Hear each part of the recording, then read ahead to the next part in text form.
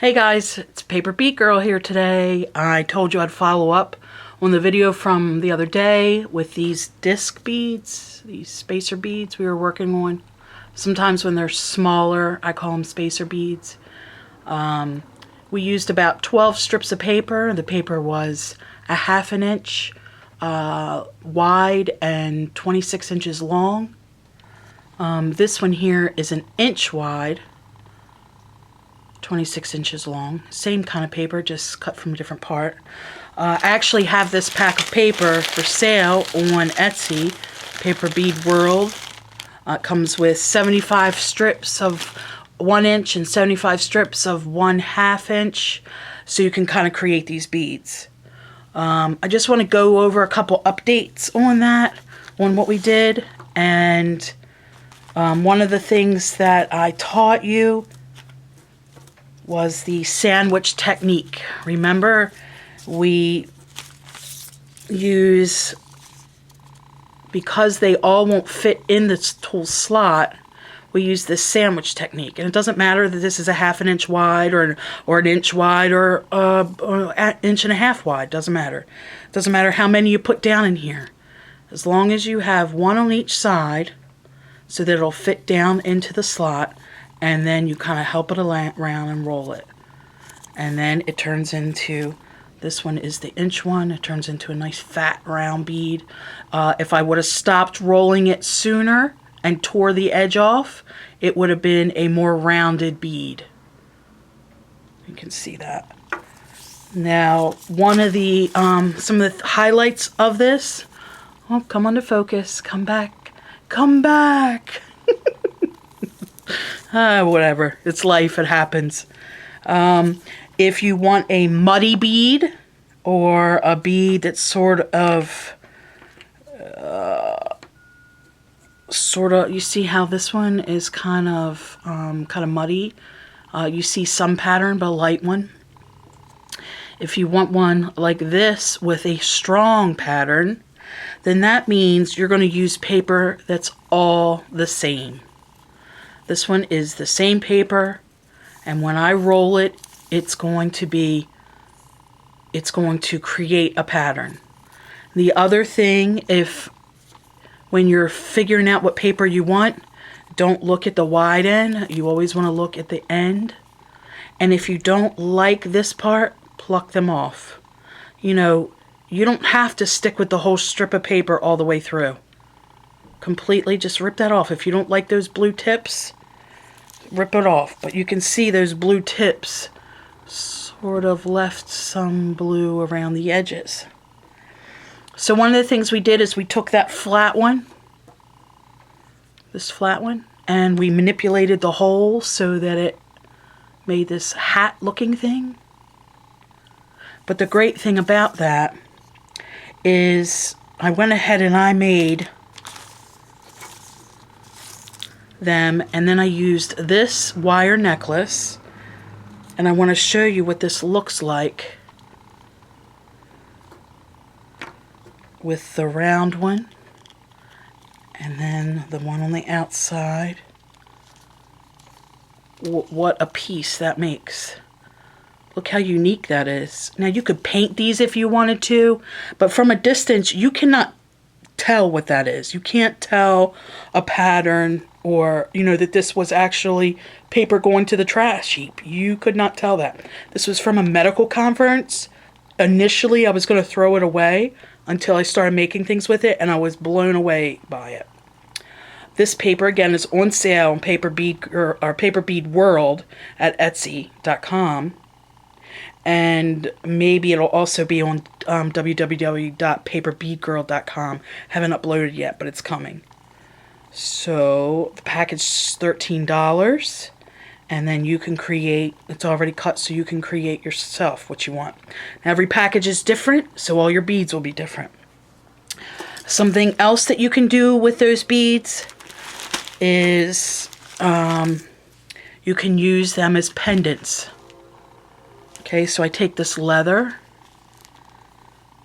and I crimp the end, stick it through the hole, or try to. can hear the train in the background. I love where I live. The train goes across the water over a bridge. Sometimes I sit there at night and 100 coal cars will go across with 2 engines pulling them. It's really an awesome sight. Okay, so here you go. You can see now this creates a great pendant. So you can wear this as a necklace. This is great for kids to do. They can add glitter to this. They can glaze it. They can paint it. Use nail polish. Decorate these discs. These also can be used. The hole is big enough. You could put a screw in them. Use them for drawer pulls. If the hole is not big enough, there's something called a bead reamer. And because it's paper, you just ream out the inside. Really great. It's quick. And it gets the hole size you need. I'm going to roll one so you can see. So here we have all the sheets the same. Again, I'm going to do the sandwich technique of pulling them up through. And this paper actually has like a little line there, so it's kind of set for me. This is how you use the tool. Put it in the top and then you roll it. Now, because there's a lot of paper, you're going to have to help it along in the beginning. But then when it takes hold, then I turn it over and I put it between my fingers and then I let the tool do all the work and my fingers just guide the paper. And what's amazing is as your fingers pinch close, as the paper gets smaller, the width gets smaller, it just naturally stays in check. And if you have to, you can stop, squeeze it around, make it work, and then you keep rolling it. And as it gets down to the end, see how it's flipping little pieces? I'm going to put my thumb on it. I'm going to dip it into the paper bead girl glue. You don't need a lot. It's got a sealer in it and it dries hard as a rock, so you don't have a lot of time to work with your glue. So you want to get whatever you want done right away, and you want to get the bead off of the roller because the glue is strong. I don't like a rubber glue making beads. Now some people leave these little sprigs because if it's a pendant, it's kind of a cool pendant. I'm going to finish. I'm going to take these down. And you can see it created that pattern. There you go, and it ejects it off. And there you got all the pattern that you want. Again, if I want to manipulate it, I could. I'm going to add some glue to the outside because all the places that your paper is cut or there's a fresh edge is where moisture can get in there. You don't want that. You did not work this hard to make this beautiful bead to have it get wet and destroyed. So this has a sealer in it and it seals it all. And then that'll dry and it'll be ready to go. So I hope that kind of gives you some ideas of what to do with these beads. Again, I could do this.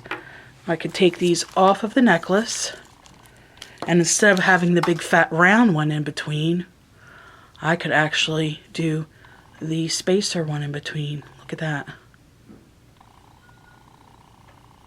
You know, I just say practice, and there's no such thing as a bad bead. There's no such thing as bad paper, in my opinion. Look at that. How cool would that be? You can use this as maybe a fan pull, all kinds of different. It could be used as a hat. Gee, what could a hat be used for? Maybe it could be used eventually for this little gem. This is a paper bead girl doll. So instead of a straw hat, I could use a paper bead hat. That's coming up soon, so stick around. You want to be able to make paper bead dolls that fit in a kid's hands. They can play with them. It's fun. So if you like this, share it with your friends. Tell people about Paper Bead Girl. Also, videos are going to be coming regularly, hopefully. And if you have any questions, please send them. Anything you want to see, you have to tell me because I'm sort of in my own little paper bead world out here. And I thank you for coming along with me. I'm going to leave it at this. And I'll see you again soon. Thank you guys. Bye.